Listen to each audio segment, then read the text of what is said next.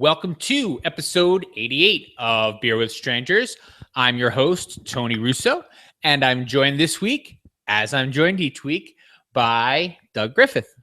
Good afternoon, Tony. Good afternoon. And the weather report. It is mostly sunny, but cool and a little bit breezy, and talking about snow tonight.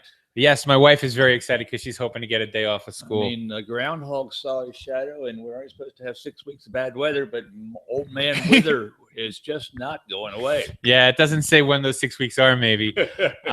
So one of the things that I don't know I will try very hard to do is to talk more slowly this week.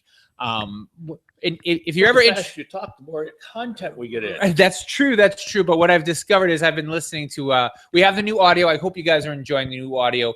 If you're listening to this, please like us on iTunes and just leave a review that says it's not awful. We only have one review and it says we're bad. So I know there are some of you listening to this. According to our feed, which I was going through this week, we have 35 subscribers. On the new podcast since we've but almost 200 viewers. Yes, but almost 200 viewers. So yeah, thank you for watching. And if you're watching, go to iTunes anyway and like us, even if you don't download it. But the other thing is, so I've been trying to listen to it. If you're interested in doing a podcast, you should listen to it every now and again to make sure it's still the way you think it is.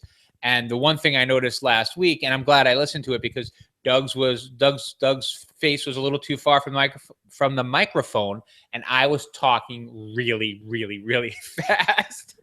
So this week he'll be closer, and I'll be slower, and we'll see. But I mean, I got the audio fixed, and you'll hear it sounds fine. But I was just lazy. Less work for me is better work for me. All sorts of fun stuff this week. We're going to start with our Homebrew Corner section. There were actually two things that I wanted to mention. One was I shared this on the Facebook page, but Slate did an article on why beers taste dry. And I don't know if you recall, but that was one of our topics for last week. No, I don't remember that. That was a week ago. Gee.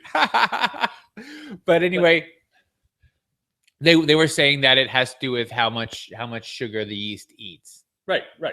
That is true. And it depends upon the ingredients, because you can add some ingredients which the yeast doesn't eat the sugars up in. Right. So you have sugars left, residual sugars that add sweetness to the beer.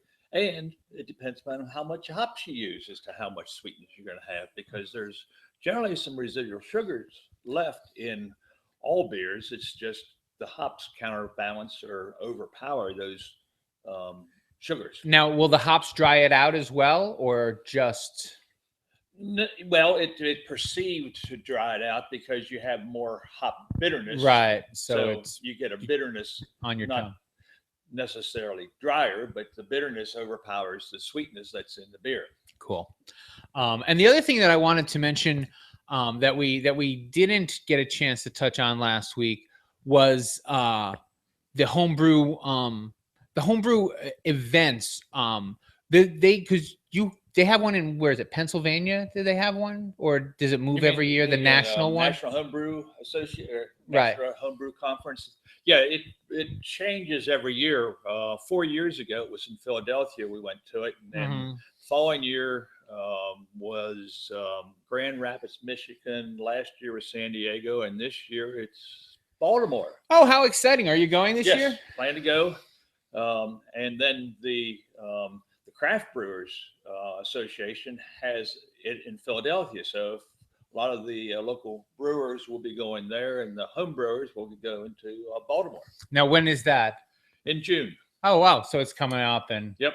And if you're a home brewer and want to go, you have to be a member of the AHA, and tickets go on sale next week. And if you don't get them next week, they're probably going to be gone. Wow.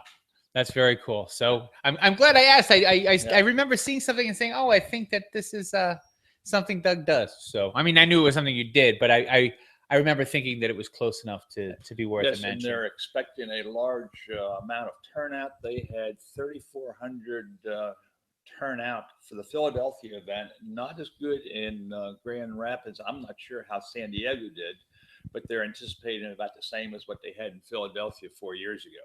Right. Well, I mean, Grand Rapids is a big city, but it's also in Michigan.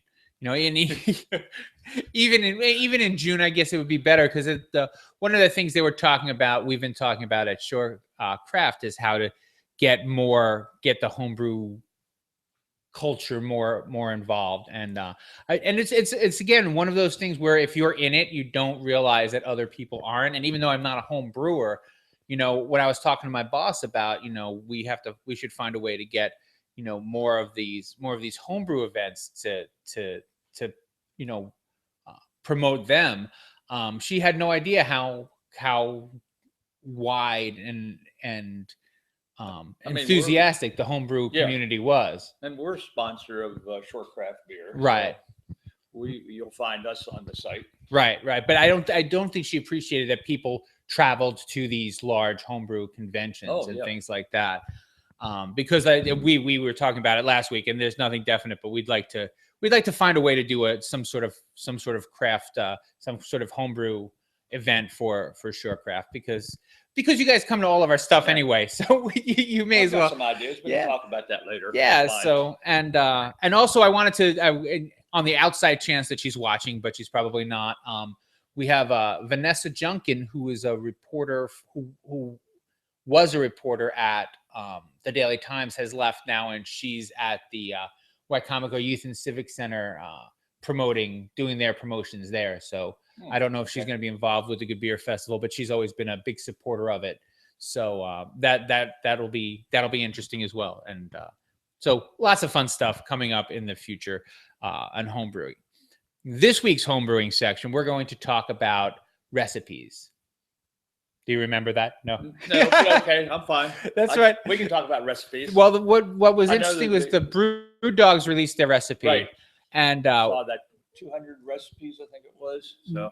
And one of the things that I always thought was interesting is that even when you have the recipe, sometimes you have to do different things. And I know that when you put together like for the Dogfish Head recipes you have to test them several times. Tweak them a little bit. Because going from the batch sizes that they make to the batch sizes that we make, there's difference. The ingredients act a little differently sometimes. Right. And so and that's when you're putting together kits for other people to use. And if people were, for instance, when they use the Extreme Brewing book, can you talk a little bit about how those recipes come out? Have you? Oh, they come out well. We've made them many times. We provide them all the time for home brewers to make those recipes at home. There are a few recipes that we've dropped off from the original book just because they've not been very popular. It's not that they didn't make good beer. It's just I think that it's not some of the beers that just are real popular. So we've dropped those off, but we can always make anything anybody wants with all the ingredients we have here available at Extreme Brewing. Very cool. I was just checking to make sure the volume was okay. Yeah. Oh, okay. Am I talking loud enough? There you go. So I can hear, like, sometimes when you're thinking, it's like you can take it easy on that, and I'm like, oh, I think we're losing him there. Anyway, but regarding the recipes, are variables, and one of the biggest variable is where people ferment their beers. 4 or 5 degrees can make a difference in what the actual beer tastes like. Really? And go ahead. For ales, I like about 68, but you can make it cooler, but you can make it warmer. You get a lot more fruity flavors out with higher fermentation temperatures. I mean, 72, 74 degrees, you'll get more fruitiness out of it.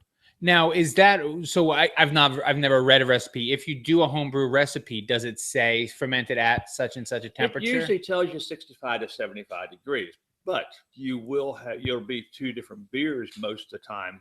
If you would do half at 65 and do a half at 75, right, it'll be it'll taste different. That would be a fun one to do the next time you do the splitting up. Have you ever done that on purpose, just to see? Not purposely. We usually do different yeast, so you get a same beer, right, fermented in the same place, same temperatures, and with 2 different yeasts. So you do get characteristics of each yeast stouts, so you can actually see how different a beer would be with different yeast. Cool. Well, temperature could be done to show that same example. Well, if anybody out there has any examples that they'd like to share, that's the other thing I'd like to start to do is try to encourage have a home more. brewer call in and talk about his beer. Please call in and talk about your beer. One of the things that I would like to start in the next couple weeks, so please reach out if you're interested, is I know that it's not always easy to dial in here because it's noon and noon isn't always the best time for you guys, even though it's a great time for us. But what I would like to start doing is having I can do an interview on the phone and then I can just tack it on and have it as part of the show.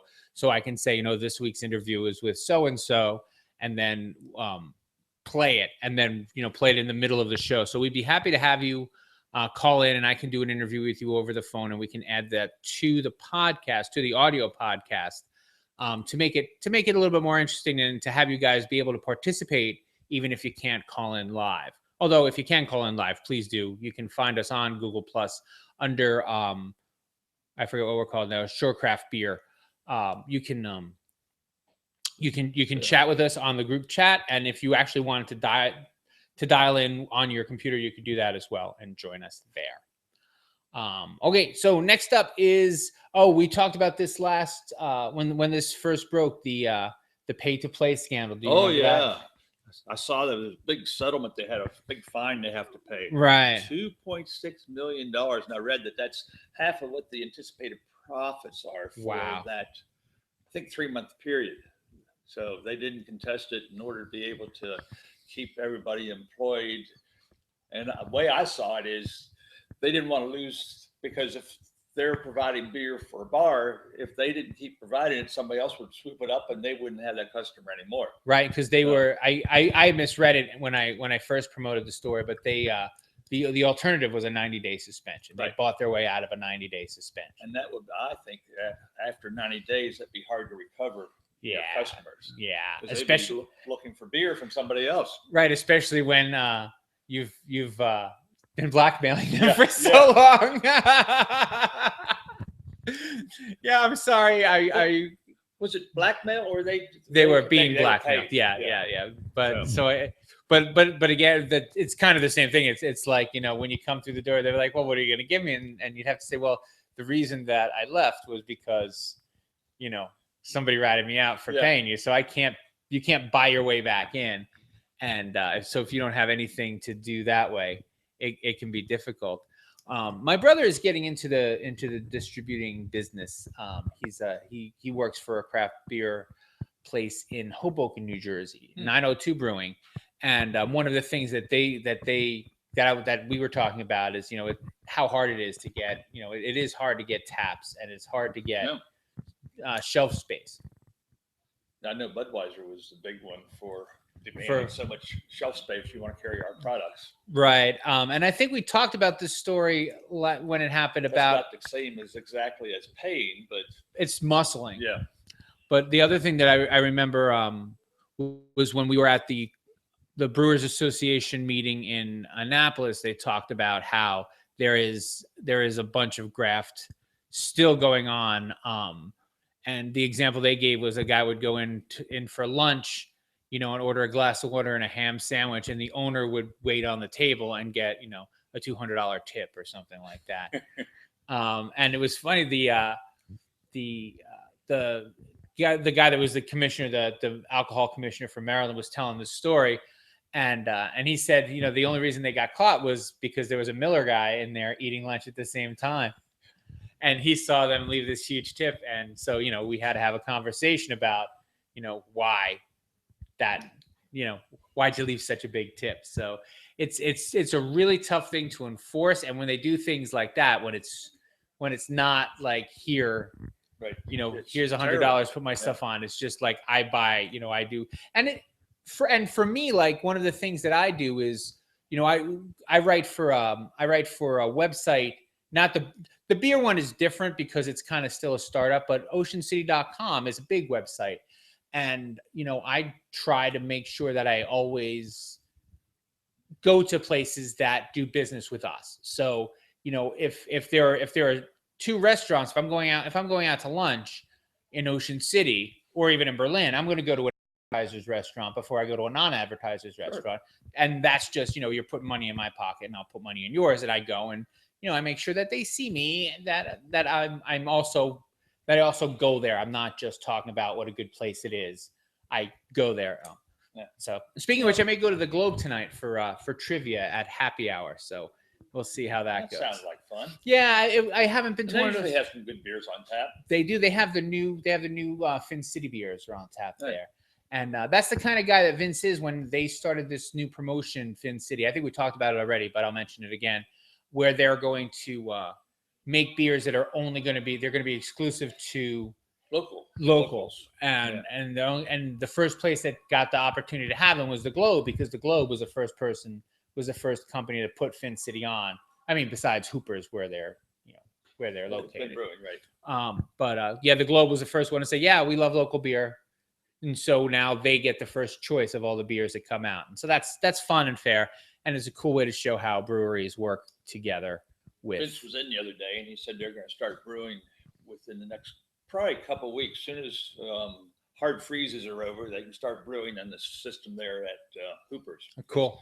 Hooper's closes during the wintertime because it's not an insulated building. Right. So, but as soon as they're not having any more freezing nights, he said they're going to start brewing there and for these local establishments. I wonder where he brewed the ones that he came out with, or do you think he did them at home or didn't tell anyone? I don't know. I'm sorry. Well, I love the El Capitan, the bed. I know they were brewing at Cooper's until late in the fall. So maybe it's just left over from the fall. But they kept the water and everything. I think it's mainly water what they use that they have to be able to get. And they kept it until they couldn't keep it. Until they couldn't keep the water from freezing. Afraid it would start freezing. Yeah, I had the El Capitan, which I loved. I had the Bad Luck Banana Porter, which was okay. I'm not a banana porter guy. It wasn't anything like the one you guys do here. It was actually kind of bitter. But there was plenty of banana in it. I don't know if they're going to do that a lot anymore. Vince was saying it's an awfully expensive beer, but the people who love it a lot. So so maybe and so maybe they will be making more of those in the future. I guess we'll have to stay tuned on that. And so last but not least, two lasts and then two not leasts. We were talking about over here in America, we have Budweiser and Miller are trying to merge, and as a result, they have to trade off some of the beers. They have to divest themselves of some beers. It's not Budweiser anymore. It's InBev. InBev, right? AB InBev. And we were just talking before we started the program tonight, this afternoon, that it's hard to tell anymore who owns who. Right. I felt like it's almost like you need to put on this Budweiser by InBev, right? A division of InBev, warning label of some sort. Because it's now Miller division of InBev, and who knows who owns it? Because now they have to get rid of the. I think that's what you're getting about in China. Right. They've got to get rid of some of their product names or product divisions in China in order to have the merger. Right, and then in every market they have different things that they have to do to becomes even more of a moving target, right? Too. And so, for example, in China, SAB Miller has to divest itself of Peroni and of Grolsch, but does that mean that they aren't doing Peroni and Grolsch here, or does that just mean they're doing it in China? Because, for example, Modelo here in the U.S., Modelo isn't owned by AB InBev, but in the rest of the world, it is owned by AB InBev. So it really gets confusing. Go to the corner. No, I mean, you got Africa, you got Europe, and who knows where else. So as we love to say on the show, go to the corner. If you're not going to brew your own beer, if you're going to take the lazy man's way out, go to the corner and buy it from one of the breweries where you can see where it was brewed, and that way you know what's going on in there. The bigger breweries are getting a little bit difficult to figure out. I like your idea of local being 100 miles, right? Within 100 miles of your, or close, Yeah. of where you live. That's a good Around here, you got good selection. So many good beers. Yeah, there's no need to do too much traveling. So that's where we stand on that. Of course, drink what you like to be happy, but still try to drink local. If you're the type of person who worries about these things, like it's the kind of thing that I kind of worry about. If I can keep a couple dollars out of Budweiser's pocket, I'd be happy to. Or Miller's pocket, only because I would hate to see them muscling local brands. I mean, I would hate to see that happen. I'd hate to see local brands get muscled out because I was drinking the Oculto tequila flavored beer by InBev. Modelo. Right. So there's that. And then now, last but not least, speaking of not being lazy, would you like to talk about the home brewing machine? The newest one out is called Art Brew, and I was talking to Tony. I didn't see what the price, and he tells me it's $600. It does a 2.5 gallon batch, and I guess it's similar to the Pico Brew. It's all automated. You put your ingredients in, choose your recipe, and it does all the work. I saw how they started it and how it finished, but I didn't see how it was processed in between. So, but for the way it talks, they're going to have lots of recipes from different breweries around the world, so you can make whatever you want to make. Yeah, my problem with that, I tried to be, a little bit understanding in the beginning, but But is it homebrew? I don't feel like it is. Yeah. I mean, it's like a coffee machine. It's like the world's least efficient coffee machine in the whole, if you want to brew beer. If you don't want to brew beer, don't brew beer. I don't see, like, if I came into your house and you wanted to impress me that you brewed beer and you said, look, here's my coffee machine. I put some cereal in this 6 months ago and now I have a beer. That's not, I don't know why. I get how. I don't know who's I don't know who this is for. The biggest advantage I see to it, it's you can make your beer and you're going to be very consistent with brewing or mash temperatures, and I'm assuming the same thing goes for fermentation temperatures. So each batch for a specific type of beer should turn out to be the same. So for consistency, because the process is automated, I think it's pretty good. But is it really making beer? Because you're putting your ingredients in and hit and go. It makes a beer. Well, like if being able to have consistent beer is your goal, go to the store and buy a 6-pack of Budweiser. That's going to be the same every time. The most consistent. So it's just tough for me, and I worry. I don't worry, but it's starting to feel like people are like, oh yeah, craft brew is something people do. Let's sell craft brew stuff to them, And again, drink what you like and be happy. If this would make you feel, for $600, you could get out the door with a pretty decent setup here, yeah, and then make your own beer for real, yeah. And you can start off with, you have the kits for the extract. Now this Art Brew is an all grain setup, but like I said, it makes 2.5 gallons, which is just a little over a case of beer. Right. So, but for testing, knowing what you want to possibly make, that's not too bad. So what you're saying is, if I was a very avid home brewer and I wanted to do a test batch, I could throw it in there, set it and forget it, and then come back and say, okay, that did well. Now I can move it up to a bigger batch. They didn't really talk about how the process goes. I saw the video of them putting the ingredients in, and then I saw the glass coming out. They don't tell you how long it is in between from start to finish. I'm assuming a couple of weeks, but if you're doing a lager, they didn't talk about whether these are ales or lagers.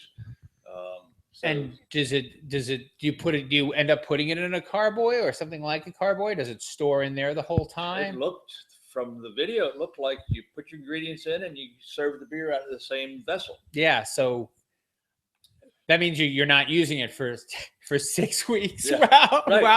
While it ferments, you have it set to 52. And again, maybe there's that advantage of you can play with the temperature. You can say, okay, what does this taste like at 72 degrees?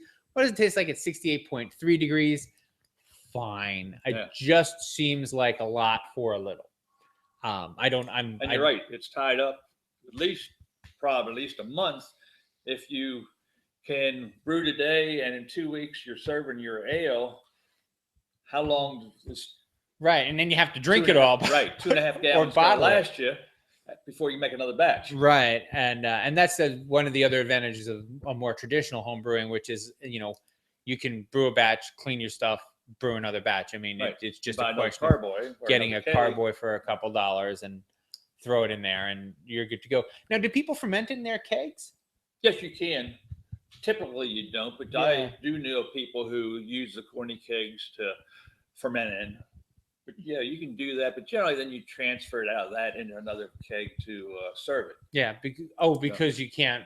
Well, you'd have yeast. Have yeast, and that's what I was wondering. Yeah. You'd have stuff in the bottom of it if you. But I know there are some of our customers who said they'd been able to get a great deal on some corny kegs. So yes, it's just a stainless container, and it worked for fermentation, and they had plenty of them. So why not? Yeah, and I guess it eliminates having to buy a carboy or a fermentation bucket.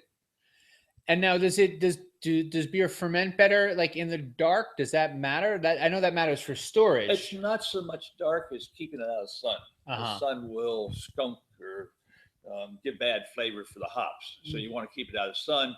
I don't like to have bright light, but that would be sunlight on my beer. If I know it's going to have sun on it, say I had it here to the floor for some reason, didn't have any other space, I'd put a piece of cardboard or a box around it so that keep the sun off of it. Very cool. And I think that's it. I just got an email. There is a wine event coming up now. When is the wine event? 19th. We're having a get together for our wine makers come in and just talk to each other about what they're making and bring a bottle for everybody to taste. Oh, that's cool. So it's not because I mean I know you have is this an annual event? We did it. Yes, we did it a year ago, and this for this spring. So that's interesting because I don't have much contact with the wine people, and as far as they're different from the beer people. I know that there must be some overlap, but you must have people who are just wine folks. Oh yes, and some are just beer, and some do both. So you have to come that night and see what's going on. I very well may. That's the Saturday the 19th? Yes, Saturday the 19th. And this week, of course, is the HMRA show at Ocean City. So I'll be there talking about beer. Sunday and Monday. Sunday and Monday. I'm hosting a panel at 12 o'clock. That's the hotel, restaurants, bars, and Hotel Motel Restaurant. Yeah. So it's HMRA. Right. OCHMRA, right? Hotel Motel Restaurant Association. So I'll see you there. Yeah. Oh, you're going? Probably Sunday. Oh, that's cool. Well, I'll be there. I'm actually I'm not giving a talk. I'm hosting a panel. I think it's at 1 o'clock. On Sunday? On Sunday. Okay. And they said, what are you? You're taking questions? I don't. I will. Some good questions for you. I mean, I will take questions. What actually Anne was saying to me, my boss is kind of running that portion of it. And she said, we'll have you host the panel. And I said, okay, but I don't know what the panel's about. I'm sure it's about, tasting and pairing beers and how now are you going to have a booth there or are you just going with a friend who has a restaurant? Oh, that's cool. Because one of the things that, that's interesting is this whole notion of making your own beer like that. Like because you sold the one in Bethany, right? So that idea of making your own beer in your restaurant, I guess it would be, people might be very interested in that. So if you're interested in selling your own beer in your restaurant, talk to Doug. He can help. We can set you up with a brewing system. Yes. Dewey. Dewey, right? Yeah. What did I say, Bethany? Yes. I should just, when I write about them, I just call them the Delaware Beaches. That way I don't get it wrong. Everything. Yeah. It's easy. You know, the craft beer on the Delaware Beaches is awesome. So, all right. So cool. So come see me Sunday. And until then. Oh, drink what you like and be happy. Drink what you like and be happy. We'll see you, folks.